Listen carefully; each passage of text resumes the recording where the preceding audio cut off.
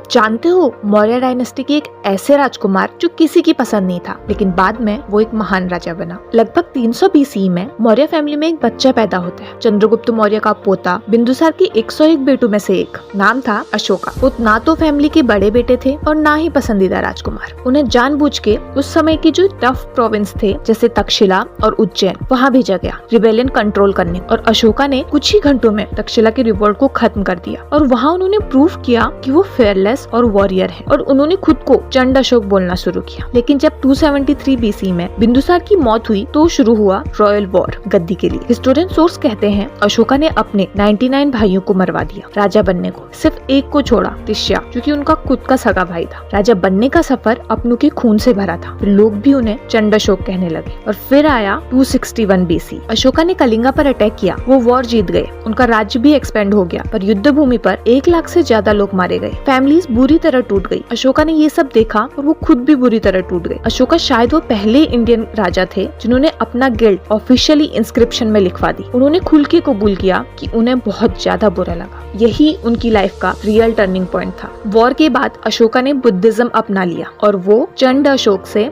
धम्म अशोक बन गए और अपने राज्य में पॉलिसी ऑफ धम्मा शुरू की, जो कि संस्कृत वर्ड धर्मा का ही प्राकृतिक शब्द है। और पॉलिसी ऑफ धम्मा टॉलरेंस और नॉन वायलेंस जैसी फिलोसफी पर बेस्ड थी। उन्होंने जानवरों को मारना कम किया। उन्होंने इंसान और जानवरों के लिए अस्पताल बनवाए, सड़कों के किनारे पेड़ लगवाए, कुएं, किराए के घर बनवाए, एंशिएंट इंडिया का पब्लिक वेलफेयर सिस्टम बनाया और अपने मैसेज पिलर्स और रॉक्स पर लिखवाए। आज भी उनके 30 से ज्यादा इंस्क्रिप्शन इंडिया, नेपाल, पाकिस्तान, अफगानिस्तान तक मिलते हैं। लाइफ के लास्ट फेज में स्टोरीज कहती हैं कि अशोका फाइनेंशियली वीक हो गए थे। एक टाइम वर्ल्ड का मोस्ट क्रूअल और पावरफुल राजा लाइफ के एंड में सिंपल और पीसफुल लाइफ जी रहा था। 232 BC के अराउंड उनकी मृत्यु हुई। अशोका हमें ये सिखाते हैं महानता परफेक्ट होने में नहीं है, खुद को चेंज करने की हिम्मत में है। एक इंसान जो अपनों के खून से राजा की गद्दी तक पहुंचा और फिर अपनी गिल्ट और रिग्रेट से हिस्ट्री बन गया। यही रीजन है कि लायन कैपिटल ऑफ अशोका और धम्मचक्र आज इंडिया के नेशनल एम्बलम है, क्योंकि असली राजा वो नहीं जो दुनिया को डरा दे। असली राजा वो है जो दुनिया को बेटर बना दे। पावर आपको स्ट्रॉन्ग बना सकती है, पर आपका चरित्र आपको महान बनाता है। और शायद इसीलिए अशोका सिर्फ एक हिस्ट्री का चैप्टर नहीं, एक लिविंग इंस्पिरेशन है।